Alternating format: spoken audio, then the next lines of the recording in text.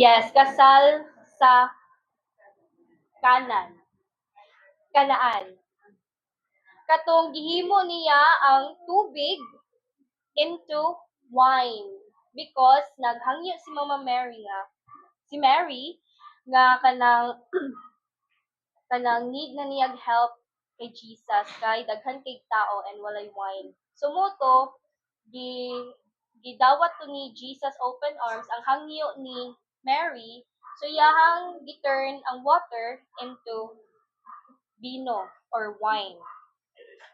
So kita right now, I know nga kabalo man jud ta nga ang physical lawas ni Jesus is wala na nagauban sa atoa. Kay katong panahon magud katong kasal sa Kanaan is na ang physical body ni Jesus, which is makahimo jud siya og miracle nga sa iyahang physical lawas. But right now, wala man jud di ba tayo makita nga Jesus nga physically. So, even though Jesus is physically not here, but we all know that Jesus is here. Totoo ba tag ana nga si Jesus anaa sa tong taliwala karon? Yes. Motoo ta kay ingon halimot ko sa verse nga kung magatigom isa o tutulo anaa siya sa atoang taliwala. So, but Jesus is naa siya'y gihatag kanato nga mopadayon sa iyang miracles. Because di naman dyan nato siya makita physically karon, but naa siya. Pero ang gusto mo gud niya nga naa po'y magpadayon sa iyang miracle. So kinsa may nagapadayon sa iyang miracle karon? Ang Holy Spirit. And I know nga daghan kanato is naka-witness na sa miracle through the Holy Spirit. Una, ang pag-ayo sa tuang sakit. Ang pag-ayo sa sakit, we should consider that as miracle. Kay nga naman, dili baya lalim ang mga sakit. Dili jud lalim nga masakit ta. Kay we don't know kung itahay masakit ta, we don't know after. Kay there are tendencies nga mawala ta diri sa kalibutan. So dili jud nato nga kanang isi-isihon lang ang sakit. So we should consider nga pag-ayo sa tuong sakit, it's a miracle. Naghihimo ni Jesus through the Holy Spirit. Kay ay kanang pag magsakit ganita kay di ba magampo man ta. Di ba sa tuong pagampo maingon tag through Jesus Christ sa ngalan ni Ginoong si Kristo. Diha nato ma-witness kung unsa ka powerful ang name ni Jesus. Kay without Jesus physically, but through His name, nangaayot ang tanan. So inana ka powerful ang name ni Jesus, 'di ba? So kitang tanan, even ako na daghan na pug mga times nga nasakit ko, and through His miracle na naayo jud ko miskin pag unsa to nga mga sakita. And daghan pug og na witness nga mga kaigsuonan nato nga mga nasakit. And then, through His love, iyang ipakita ang miracle kanato. So, did you know that ang pagpakitag miracle or ang pagpaayo sa panahon ni Jesus Christ, pag adlong tigpapahulay is bawal na siya. Mo nang gi-question si Jesus. Mo nang diriya sa atong tinapay sa 5, chapter 5, verse 15 hangtod sa 17. Gi-question di ba si Jesus og kanang gipangita tungod sa pagpakitag miracle og sa pag-ayo ni Jesus, gipangita siya kay bawal man gud na siya sa una.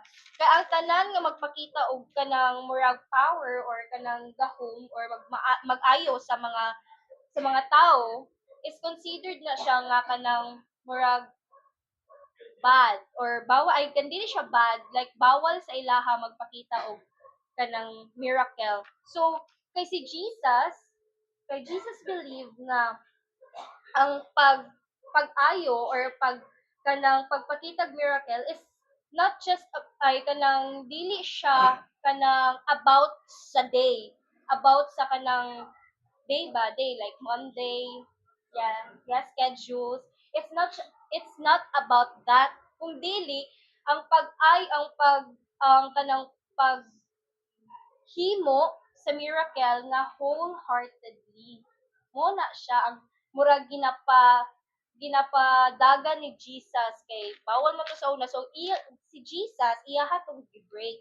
So niya na siya nga kanang dili lang sa kanang other days ang pagpanambal kundi every day. So sa ato ang maano karon sa Holy Spirit is di ba wala siyang pinipiling oras, wala siyang pinipiling um day. Yes. Wala siyang pinipiling day. Kay mo na siya ang ginapadagan ni Jesus na every day pwede ta maghimo og miracle o pwede ta mag-ayo.